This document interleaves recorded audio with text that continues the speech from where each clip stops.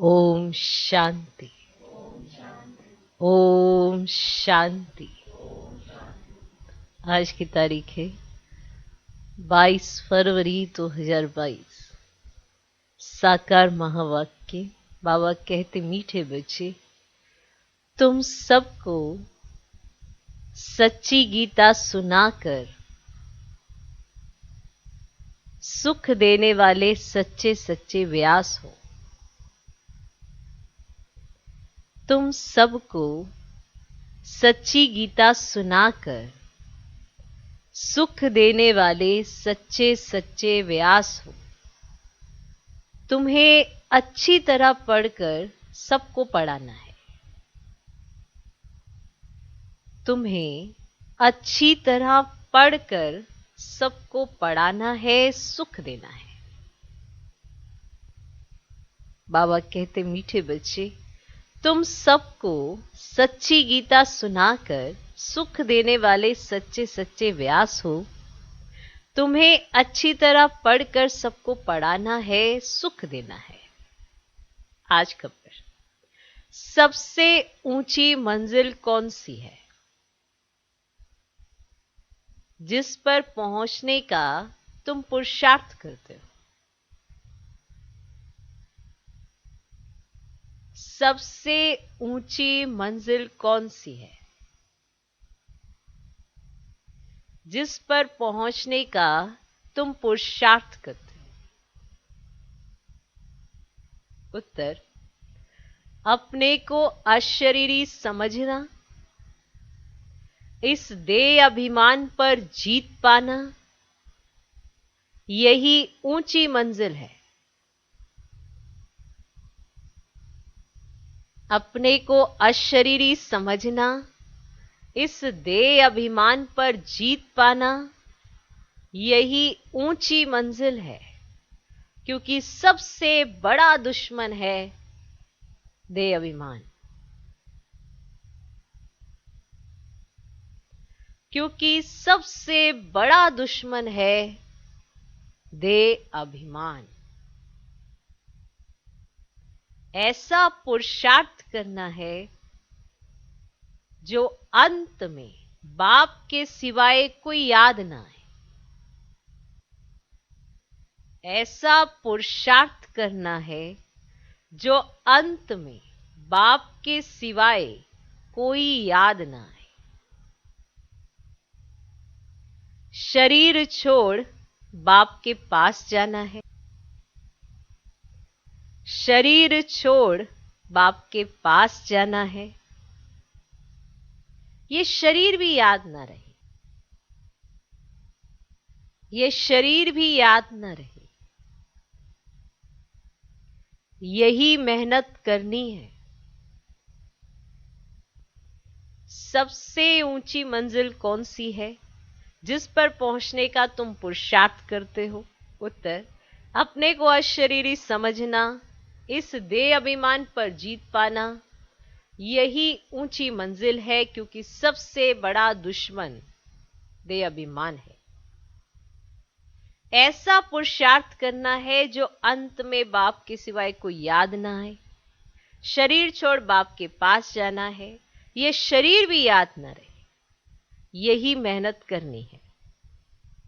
आज का गीत है, इस पाप की दुनिया से कहीं दूर ले चलो।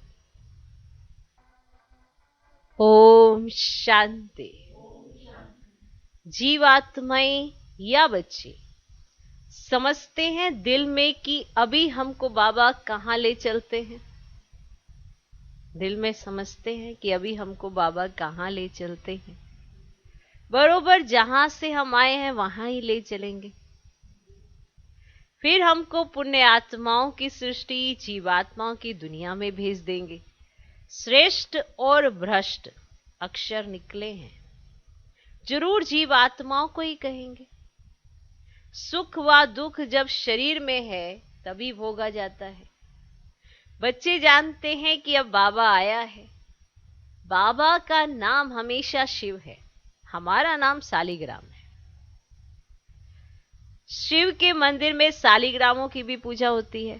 बाबा ने समझाया था, एक है रुद्र ज्ञान यज्ञ, दूसरा है रुद्र यज्ञ। उसमें खास बनारस के ब्राह्मणों पंडितों को बुलाते हैं रुद्र यज्ञ की पूजा के लिए। बनारस में ही शिव के रहने के अनेक मंदिर हैं। शिव काशी कहते हैं। असल नाम काशी था, फिर अंग्रेजों ने बनारस नाम रखा। वाराणसी नाम अभी रखा है। भक्ति मार्ग में आत्मा परमात्मा का ज्ञान तो है नहीं, पूजा दोनों की अलग अलग करते हैं। एक बड़ा शिवलिंग बनाते हैं, बाकी छोटे छोटे शालिग्राम अनेक बनाते हैं। तुम जानते हैं हम आत्माओं का नाम है शालिग्राम और हमारे बाबा का नाम है शिव। शालिग्राम सब एक साइज के बनाते हैं, तो बरोबर बाप और बेटे का संबंध है। आत्मा याद करती रहती है, हे परम पिता परमात्मा, हम परमात्मा नहीं हैं, परमात्मा हमारा बाबा है। ये समझाने की मत तुमको दी गई है। दिन प्रतिदिन तुमको श्रीमत मिलती रहती है कि कोई को भी पहले बाप का परिचय दे, वर्षा दिलाना है। मिलती रहती है ना। पहले तुमको सिद्ध करके समझाना है कि वह निराकार बाप है, ये प्रजापिता साकार है, वर्षा निराकार से मिलता है। अब बाप समझाते हैं मेरा एक ही नाम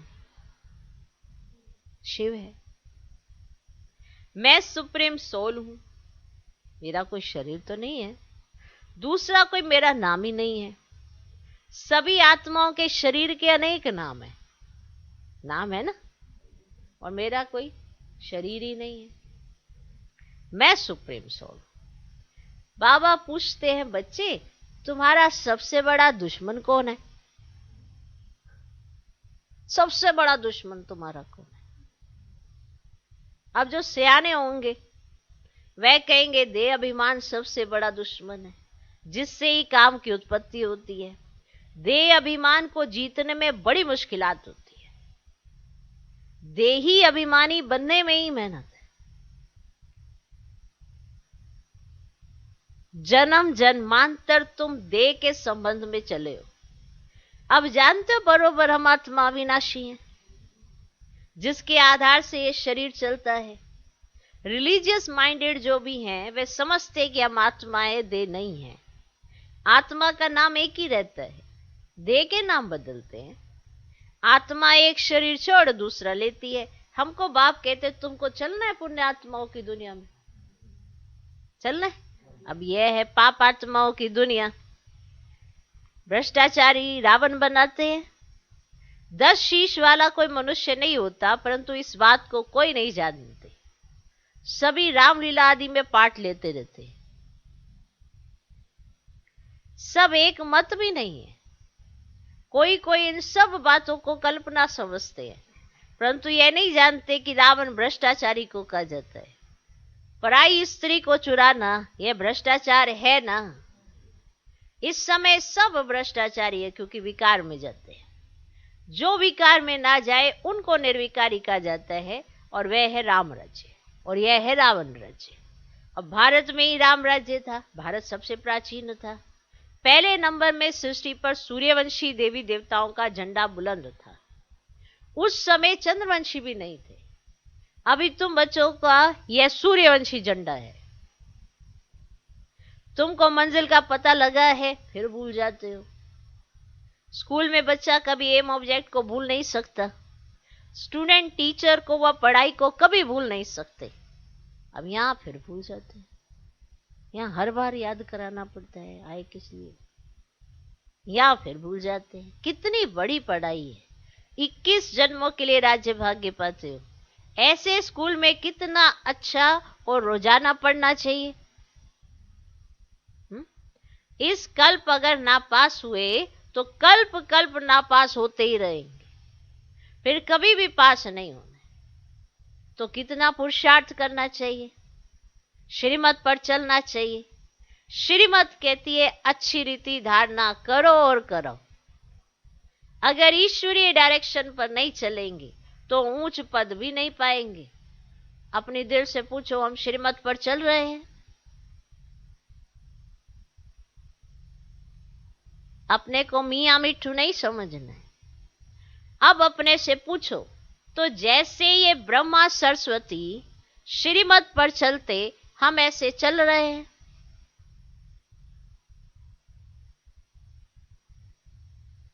पढ़कर और पढ़ाते हैं, क्योंकि तुम सच्ची सच्ची गीता सुनाने वाले व्यास हो। वह व्यास नहीं जिसने गीता लिखी है, तुम इस समय सुखदेव के बच्चे, सुख देने वाले व्यास हो। सुखदेव शिव बाबा गीता का भगवान है, तुम उनके बच्चे व्यास हो, कथा सुनाने वाले। यह स्कूल है। अब स्कूल में बच्चे की पढ़ाई से नंबर का मालूम पड़ जाता है। वह है प्रत्यक्ष और यह है गुप्त। यह फिर बुद्धि में जाना जाता है कि हम किस लायक हैं, किसको पढ़ाने का सबूत मिला है। बच्चे लिखते हैं, बाबा फलाने ने हमको ऐसा तीर लगाया जो हम आपके बन गए। कोई तो सामने आते भी कह नहीं सकते कि बाबा हम तो आपके बन गए। कई बच्चियां पवित्रता के कारण मार भी खाती रहती है। कोई तो बच्चे बन फिर टूट भी पड़ते हैं, क्योंकि अच्छी तरह से पढ़ते नहीं तो बाप कितना अच्छी रीति समझाते हैं कि बच्चे सिर्फ मुझे याद करो और पढ़ो, इस नॉलेज से तुम चक्रवर्ती राजा बने। घर के बाहर भी लिख दो, 1 सेकंड में जीवन मुक्ति मिल सकती है। जनक मिश्र 21 जन्मों के लिए 1 सेकंड में तुम विश्व के मालिक बन सकते हो। विश्व के मालिक तो जरूर देवता ही बनेंगे ना। सो भी नई विश्व नया भारत, जो भारत नया था सो अब पुराना हो गया। सिवाय भारत के और कोई खंड को नया नहीं कहेंगे। अगर नया कहेंगे तो फिर पुराना भी कहना पड़ेगा। हम फुल नए भारत खंड में जाते हैं।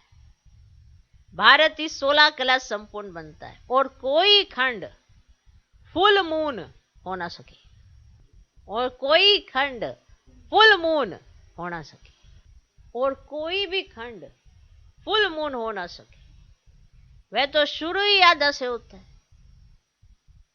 कितने अच्छे अच्छे राज हैं। हमारा भारत ही सच खंड कहलाया जाता है। सच के पीछे फिर झूठ भी है। भारत पहले फुल मून होता है, पीछे तो अंधियारा हो जाता है। पहला झंडा है हेवन का। अब गाते भी है पैराडाइज था। हम अच्छी तरह से समझा सकते हैं क्योंकि हमको सारा अनुभव है। अच्छी तरह से समझा सकते हैं, हमको सारा अनुभव है।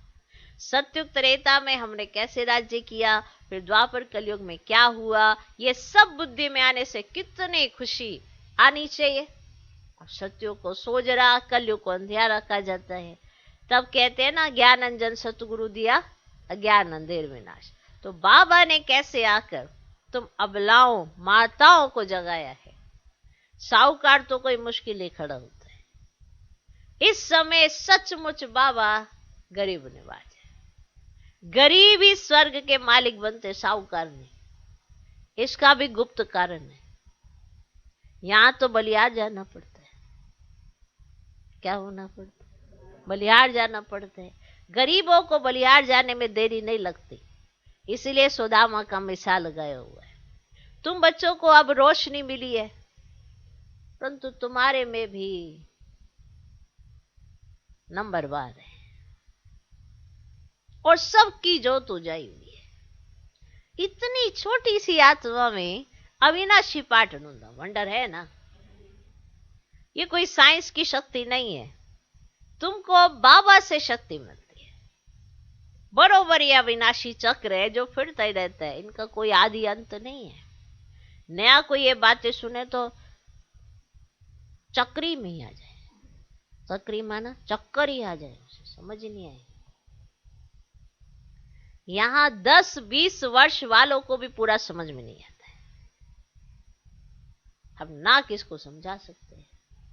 तुमको पिछाड़ी में सब पता पड़ जाएगा कि फलाना फलाने के पास जन्म लेगा, ये होगा, ये होगा, सब पता पड़ेगा।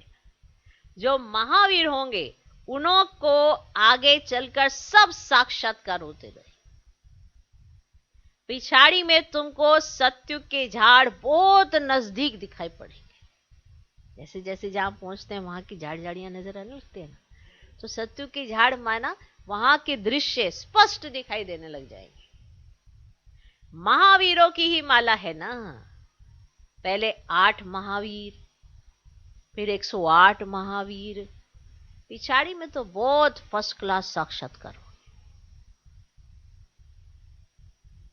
क्योंकि अभी पुरुषार्थ का समय है, तो वो साक्षात्कार का पाठ शुरू नहीं हुआ। तो जब वो होगा फिर तो क्या निश्चय, क्या निश्चय बुद्धि, क्या संशय, कहां से आएगा, कहां से आएगा जब दिख रहा है सब कुछ। तो बताओ, अभी तो पुरुषार्थ का समय, इसीलिए माया बीच बीच में कुछ ना कुछ और बुद्धि में डाल देती है। अच्छे चलते चलते ही अचानक से संशय बुद्धि हो जाते हैं किसी छोटी सी पॉइंट पर, और वो संशय का पॉइंट भी नहीं होता, माया ऐसे नीचे गिरा देती है। अवस्था ऊपर जाती है, अच्छा लगता है, सबके बीच में प्रत्यक्ष होते हैं। अचानक से बुद्धि में कुछ ऐसा होता है, अवस्था नीचे गिर जाती है। हम तो देखते हैं ना, बड़ी कमाल की चीज है ये भी। ना दो बोल कहे, ना दो बोल सुने, फिर भी संशय आन पड़ा। क्या करोगे, अवस्था पे निर्भर करता है। अब जैसे ये लॉकडाउन को हो, कोरोना को हो, इसमें बहुतों की अवस्था ये ली है। माना इतने इतने वर्षों से चलने वाले भी पता नहीं उन्हें क्या, उनको ये लगा कुछ हो तो रहा नहीं। क्योंकि पहले सेंटर पर डेली जाना, सुबह शाम सुबह शाम, फिर धीरे धीरे क्या हुआ, लॉकडाउन हुआ तो सेंटर पर आना बंद हुआ। ये तो पूरे यज्ञ का नियम बना। फिर धीरे धीरे क्या हुआ, बुद्धि घर में अटक गई, बुद्धि घर में फंसने लग गई। और जब बुद्धि घर में फंसने लगी तो सोचा अरे इन्हीं के बीच में तो रहना है। ये एक ऐसा समय था जहां पे सिर्फ आपकी सेफ्टी के लिए कहा गया था, लेकिन सेफ्टी तो बची नहीं। क्यों? क्योंकि माया की जंजाल में भी फंसे, धारणाओं में भी ऊपर नीचे होने लगा। नहीं, अब घर में है तो बुद्धि चाहे कुछ करे ना करे, पर वो ज्ञान युक्त है नहीं है, उसके लिए तो आपकी दिनचर्या सेम वैसी ही रहनी चाहिए जैसे सेंटर पर जाने पर रहती। पर बहुत सी आत्माओं को झटके लगे, निश्चय हिलने लगा। और फिर क्या हुआ, हल्का सा भी निश्चय हिलेगा ना तो माया जरूर चांस लेगी। और माया ने चांस लिया, और जैसे ही माया ने चांस लिया स्थिति बिगड़ने लग गई। ये हमारी अपनी खुद की सबकी चेकिंग है कि हमने अपनी स्थिति, चाहे हम 6 मास के हों, चाहे साल के हों, चाहे 10 साल के हों, चाहे 20 साल के, क्या बनाई इतने वर्षों से कि हल्का सा ही हवा का झोंका क्या आया, आपको हिल के पत्ते की तरह बिखर गए। तो बताओ कि हमने इतने वर्षों से फिर क्या कमाया। तो बुद्धि परिवार में, घर में, गृहस्थ में ऐसी अटकी, इसकी उसकी बस बातें ही हो रही है। पहले क्या, सुबह शाम योग, ज्ञान योग, उसी से ही सारे दिनचर्या निकल जाती थी। सब कुछ करते हुए भी न्यारे प्यारे रहते थे। अभी क्या है, कौन क्या कर रहा है, कौन क्या नहीं कर रहा, बस इसी में बुद्धि अटकी रही। और कई आत्माएं इस कोरोना काल में ही बाबा की बन चुकी है। वो अपना पुरुषार्थ में है तो उनको भी बाबा एक्स्ट्रा फोर्स देते हैं, एक्स्ट्रा बल देते हैं। जो ऑनलाइन में निकली है वो आत्मा, तो उसको भी बल मिलता है। तो बड़ी सारी चीजें हैं। महावीर के सामने परीक्षा भी आती है, तो वो परीक्षा को पार करता है, आगे बढ़ता है, या अपनी बुद्धि घर गृहस्थ में लगाकर बाप का हाथ छूटता है, ये उसकी अपनी अवस्था पर निर्भर करता है। नहीं, अगर अवस्था में कुछ ऊपर नीचे किया होगा तो ड्रामा कुछ और विचित्र बन जाएगा, क्योंकि इसमें ड्रामा बड़ा साथ देता है। अगर बाप की याद होगी तो ड्रामा सपोर्टिव होगा, अगर बाप की याद नहीं होगी तो ड्रामा विपरीत होगा। याद रखना, तो बाप और ड्रामा दोनों को साथ लेके चलना होता है। यही कारण है कि अगर दोनों की समझ आ गई तो फिर अवस्था नहीं हिलती। लेकिन अगर दोनों की ही समझ नहीं आई है तो अवस्था तो वैसे ही हिली है, कोई आएगा और ऐसे उड़ा के ले जाएगा। तो ये बहुत समझ समझ की बात है, अनुभव की बात है। ओके, समझे? तो सब साक्षात्कार होंगे। क्या होगा? सबका साक्षात्कार होगा। तो पिछाड़ी में बहुत फर्स्ट क्लास साक्षात्कार होंगे। गाया भी हुआ है, परम पिता परमात्मा ने बाण मरवाए। नाटक में बहुत बातें बनाई हैं। वास्तव में यह स्थूल बाणों की बात नहीं है। कन्याएं माताएं बाणों से क्या जाने? बताओ, ये जो कन्याएं हैं माताएं, ये क्या जाने बाण को? वास्तव में यह ज्ञानवान, और इन्हों को ज्ञान देने वाला बरोबर परम पिता परमात्मा है। कितनी वंडरफुल बातें हैं। परंतु बच्चों को एक ही मुख्य बात घड़ी घड़ी भूल जाती है। सबसे कड़े ते कड़ी भूल होती है जो देह अभिमान में आकर अपने को आत्मा निश्चय नहीं करते। देह अभिमान आ जाता है तो जो आत्मा निश्चय नहीं करते, फिर वो देह के ही कई पदार्थों में उलझ के रह जाते हैं। ऐसा मानना कि मैं एक आत्मा हूं, वो एक परमपिता परमात्मा, इतना ही काफी नहीं है। और ये याद आना कि मैं एक बिंदी हूं, वो भी एक बिंदी है, इतना भी काफी नहीं है। आत्मा मानकर उसके गुण, विशेषताएं, शक्तियां सब जागृत अवस्था में रहने चाहिए। अब जैसे आपका शरीर है, हाथ पांव अपने आप ऑटोमेटिकली काम करते हैं, आंखें अपने आप ऑटोमेटिकली, कहीं आवाज आ रही है तो कान ऑटोमेटिकली काम करते हैं। इसके लिए आपको कुछ करना नहीं पड़ता। आत्मा ये नहीं कहती जा कान ये सुन के आ, नहीं ना। उसको इतनी आदत हो चुकी है कि अगर हल्का सा भी कहीं आवाज होगा तो कान अपना ऑर्गन्स जो हैं, ये कान के ऑर्गन्स हैं, तो आत्मा को वहां पे खींचेंगे और आपको सुनाई पड़ना शुरू कर देंगे। तो ये ऑटोमेटिकली काम कर रहे हैं ना। तो इसी तरह से अगर हम अपने को आत्मा समझेंगे तो आत्मा की गुण और शक्तियां और विशेषताएं निकल के काम करनी चाहिए, पर वो नहीं करती। क्योंकि हम सिर्फ मैं बिंदी बाबा बिंदी, मैं बिंदी बाबा बिंदी, इसको स्वरूप में नहीं लाते हैं, सिर्फ रट्टा लगाते हैं। और अगर ओम शांति भी कहते हैं तो ओम शांति का अर्थ क्या होता है? मैं एक शांत स्वरूप आत्मा हूं। माना मुझे अगर क्रोध आ रहा है तो मुझे तो शांत रहना चाहिए, क्योंकि आत्मा का स्वरूप ही शांत है। फिर ये क्रोध माना माया का असर है, तो तुरंत हमको उस चीजों से बाहर निकलना चाहिए। लेकिन हम ये मानते ही नहीं है ना। सिर्फ ओम शांति मंत्र की तरह उच्चारण करने से तो भक्ति मार्ग के भक्त बनेंगे, बाप के बच्चे नहीं। और बच्चेपन का जो एहसास है वो है ज्ञान को सुनकर, महसूस करके, उसका अर्थ समझ के बुद्धि में फिक्स करना। और फिर हम आत्मा बोलेंगे, आत्मा की शक्तियां जागृत होंगी, तो ऑटोमेटिकली देह अभिमान खत्म हो जाएगा, अवस्था देही अभिमानी होगी। तो ये बात बात में मुंह फुलाना, बात बात में रूठ जाना, ये भी सारी कंडीशन किस चीज की है? देह अभिमान की, देह समझने की। अभी पीछे भी बाबा ने मुरली में बड़ा अच्छा पॉइंट बताया था कि कहीं सोचते हैं कि मैं देह हूं, ये मैं मानता हूं, यही देह अभिमान है। नहीं, देह से जुड़े हुए सब पदार्थ पर अगर आपकी बुद्धि कहीं अटक जाती है तो ये भी एक तरह का देह अभिमान है। आकर्षण भी किसी चीज का होता है तो ये भी एक तरह का देह अभिमान है।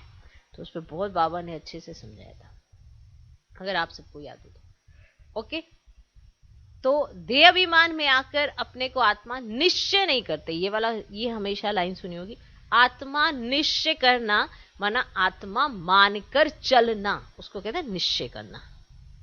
निश्चय करना, आप तो कहोगे हमने मान लिया ना हम आत्मा है, हाँ ये मेरा शरीर है, लेकिन निश्चय करना माना मान के चलना। देह से जुड़ी चीजों उसमें नहीं फंसना, आत्मा से जुड़ी चीज उस पर बुद्धि एकाग्र करना।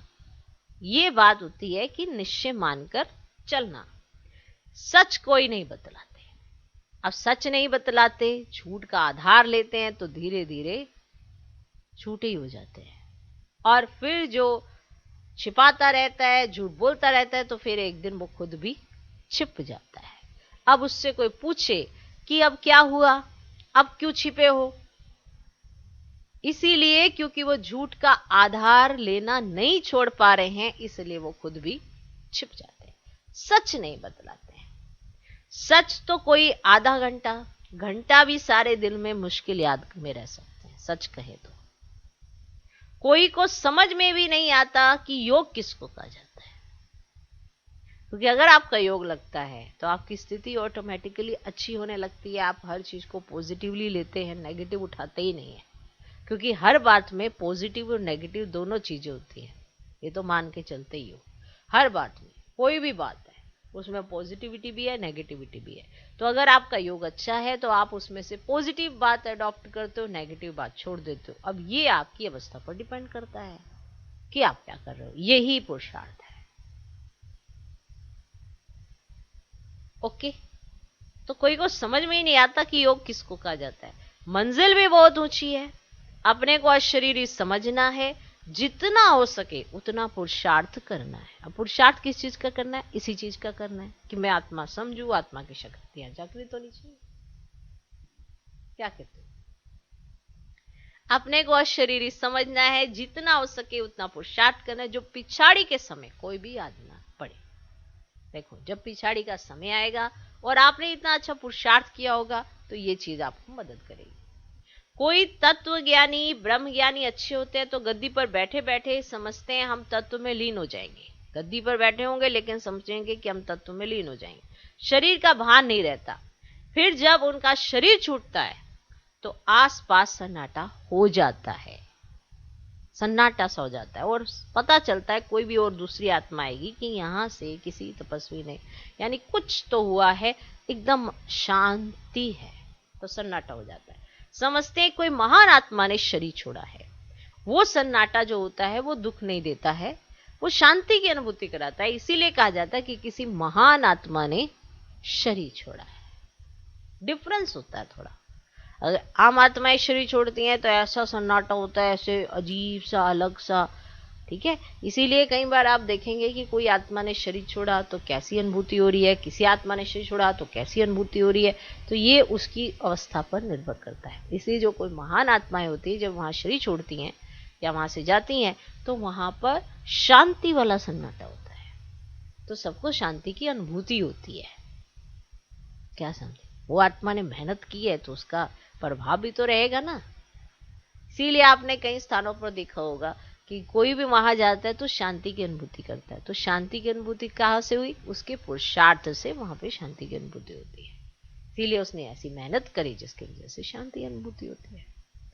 तो ये भी बहुत ये रहस्य है। ओके, तुम बच्चे याद में रहेंगे तो कितनी शांति फैलाएंगे। तो आप बच्चे भी जहां रहते हो, जहां भी रहते हो, कईयों के घर में आप जाएंगे तो वहां पे ऐसा लगेगा जैसे पता नहीं क्या, माना वाइब्रेशन में इतना हैवीनेस है, माना क्या ये वो, माना भारीपन बहुत है, क्योंकि वहां अशांति का वायुमंडल है। चारों दिशाओं में सबके अंदर जो संकल्प है वो अशांति के हैं। तो शांति में वो बैठते नहीं तो शांति फैलाएंगे कैसे?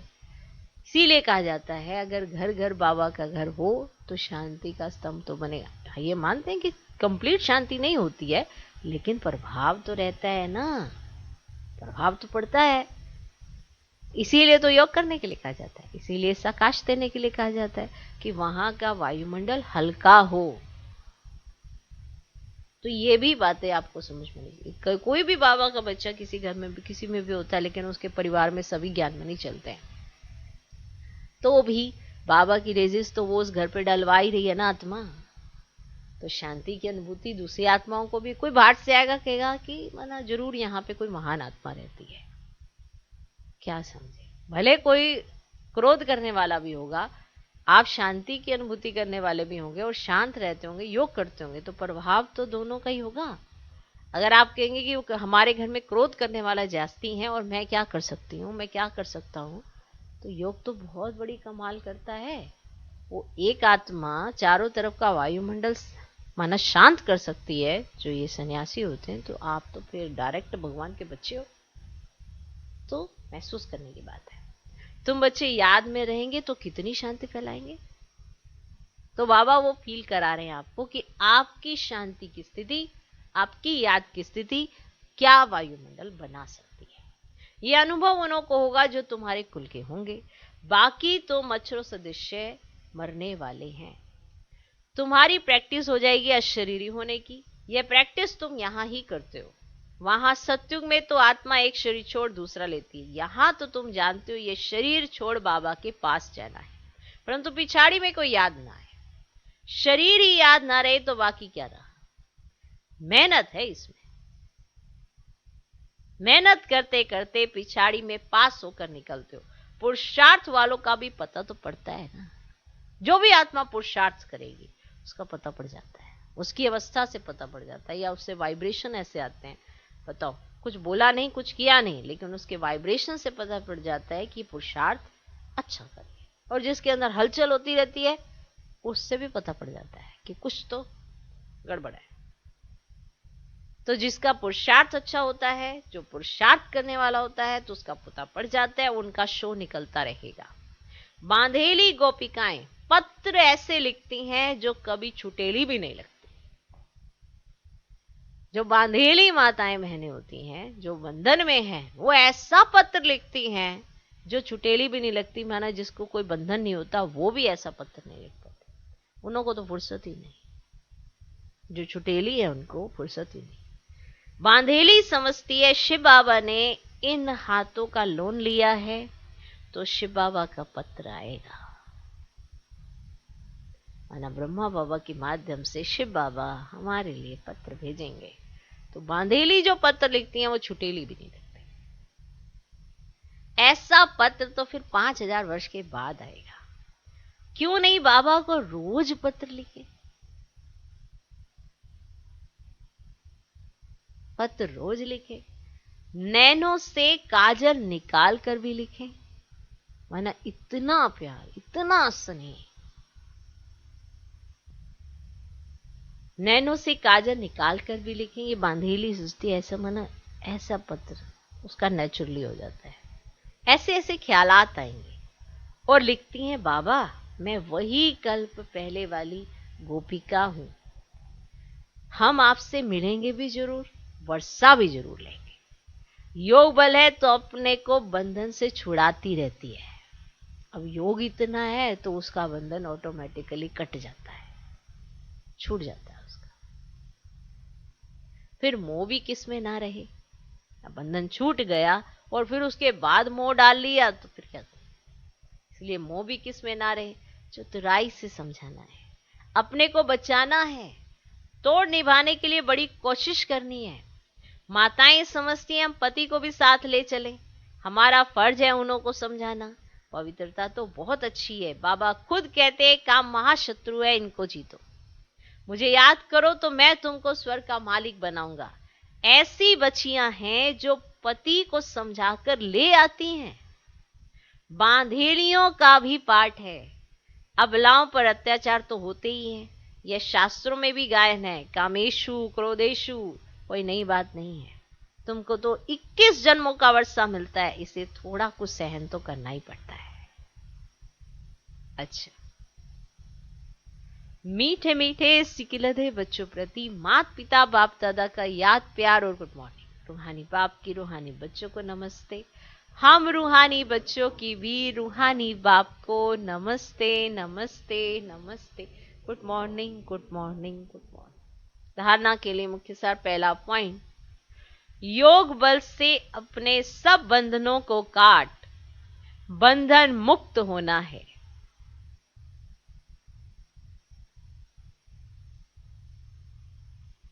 योग बल से अपने सब बंधनों को काट बंधन मुक्त होना है। किसी में भी मोह नहीं रखना है।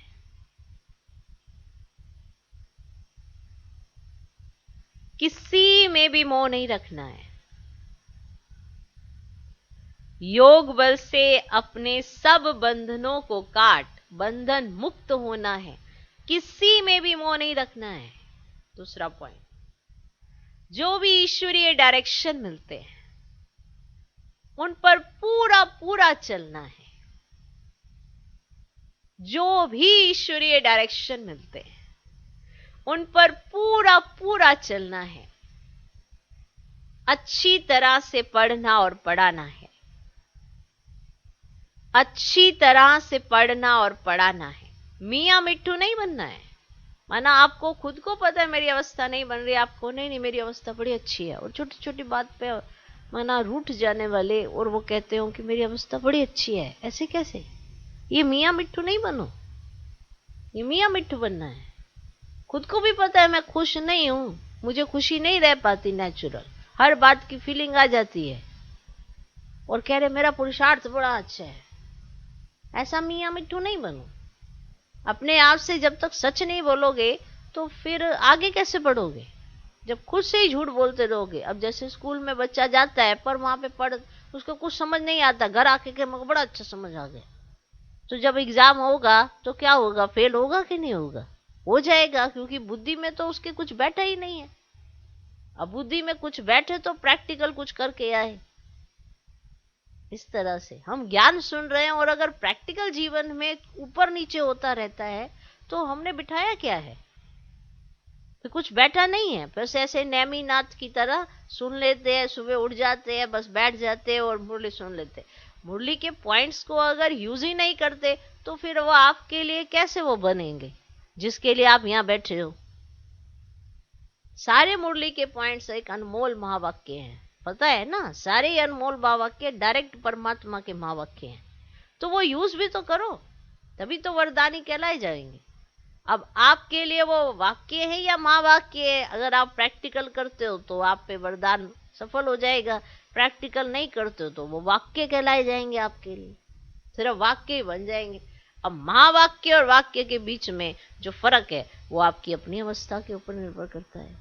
परमात्मा महावाक्य तो सुन ही रहे हो सर, मुरली तो वही है, मुरली तो एक पूरे विश्व में एक ही मुरली, एक ही, 2 4 12 15 ऐसे नहीं है, हर एक भाषा में भी होगी तो भी यही वाली मुरली चलेगी। तो जब मुरली एक है और पढ़ाने वाला भी एक है तो हमारी अवस्था एक जैसी क्यों नहीं है, क्योंकि हम सुनते भी नहीं है ना, महावाक्यों को वाक्यों में बना देते हैं और हम अपने आप में अपने आप को झूठ बोलते रहते हैं। क्या बोलते हैं कि हमारी तो अवस्था ठीक है, और हर छोटी छोटी बात पे हम फीलिंग लेते हैं, मुरझा जाते हैं, क्रोध आता है, छोटी छोटी बात पे क्रोध आ जाता है, कोई हमारी नहीं सुनता तो एकदम अग्रेसिव हो जाते हैं। तो बताओ ये कौन सी अवस्था है। किसी का सहयोग नहीं मिला तो हम उसको सहयोग नहीं देते हैं, ये सारी चीजें हम नोट डाउन करके रखते हैं, अपनी डायरी को ऐसे खराब करे जा रहे हैं, तो ये कौन सी अवस्था है। तो अपने आप में मियाँ मिट्ठू मत बनो, सच्चाई के साथ अपनी चेकिंग करोगे तो पता पड़ेगा अरे मैं कहाँ बैठा हूं, क्या मेरी अवस्था है। कितने समय तक हम शांत रहते हैं, कितने समय बाद हमारे को किस किस बात पे हमको बहुत ऐसा हो जाता है, फिर हम पकड़ के रखते हैं बातों को ना, चेक तो करना पड़ेगा ना। इसीलिए बीच बीच में बाबा कहते हैं मियाँ मिट्ठू नहीं बनना कि अपने आप को खुद ही कह जा रहे हो अरे मेरी तो अवस्था बड़ी अच्छी है, और अगर कोई बात करे तो वो बता सकता है कि आपकी अवस्था तो बिल्कुल अच्छी नहीं है, तो दूसरा कोई बताए इससे पहले तो खुद की चेकिंग कर लें कि अवस्था तो सच में बिल्कुल अच्छी नहीं है। और स्कूल में पढ़ने जाएं, टीचर हमारा एग्जाम ले और फिर नंबर आए 0, इससे पहले घर में ही पता चल जाता है कि हम अटेम्प्ट नहीं कर पा रहे, लिख कर देखो, कोई भी प्रश्न याद है उसको लिख कर देखो, अगर नहीं लिख पा रहे तो वहां कैसे लिखेंगे। तो अगर घर में रहते ही छोटी छोटी बात पे अपनी दिल शिकस्ती आ जाती है, फेल हो जाते हैं, तो बताओ बड़े बड़े एग्जाम कहाँ से देंगे। अभी छोटी छोटी अवस्थाओं में ऐसी हाल है, देखेंगे हिसाब किताब है, अरे हिसाब किताब खत्म करने के लिए होता है कि बस हिसाब किताब कह के आगे बढ़ जाओगे। हिसाब किताब तो पूरे विश्व में हर एक का है, लेकिन उसको चुकतू भी तो करना है ना, याद से या भोग के। अब भोग के चुकतू करना है तो बोले जाओ हिसाब किताब है, हिसाब किताब हिसाब किताब। उसके पीछे ज्ञान भी तो मिला है ना, ड्रामा का राज भी समझा है, तो वो प्रैक्टिकल करो। तो मियाँ मिट्ठू नहीं बनना है, क्या नहीं बनना, मियाँ मिट्ठू जो भी ईश्वरीय डायरेक्शन मिलते हैं उन पर पूरा पूरा चलना है, अच्छी तरह से पढ़ना और पढ़ाना है। आज का वरदान, बाप के प्यार की पालना द्वारा सहज योगी जीवन बनाने वाले समृति सो समर्थी स्वरूप भव। बाप के प्यार की पालना द्वारा सहज योगी जीवन बनाने वाले समृति सो समर्थी स्वरूप भव। सारे विश्व की आत्माएं परमात्मा को बाप कहती हैं, लेकिन पढ़ाई पालना के पात्र नहीं बनती हैं। वाह, कि माना पूरे विश्व की आत्माएं परमात्मा को बाबा कहती है, माना पिता कहती हैं, लेकिन ना उन्हें पालना मिलती है ना उन्हें पढ़ाई मिलती है। फील तो करो, सारे विश्व की आत्माएं परमात्मा को बाप कहती है, लेकिन पालना और पढ़ाई के पात्र नहीं बनती हैं। सारे कल्प में आप थोड़ी सी आत्माएं अभी इस भाग्य के पात्र बनती हो, तो इस पालना का प्रैक्टिकल स्वरूप है सहज योगी जीवन। बाप बच्चों की कोई भी मुश्किल बात देख नहीं सकते। बाबा को क्या पसंद है कि मेरे बच्चे कोई मुश्किल काम करे?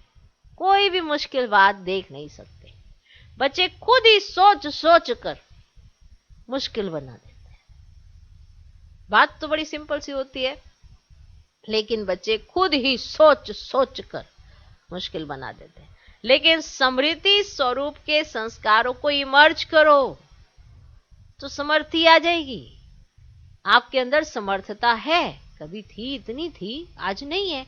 आप इमर्ज करो ना, सब समर्थी आ जाएगी। आज का स्लोगन, सदा निश्चिंत स्थिति का अनुभव करना है तो आत्मचिंतन और परमात्म चिंतन करो। सदा निश्चिंत स्थिति का अनुभव करना है तो आत्मचिंतन और परमात्म चिंतन करो। ओम शांति।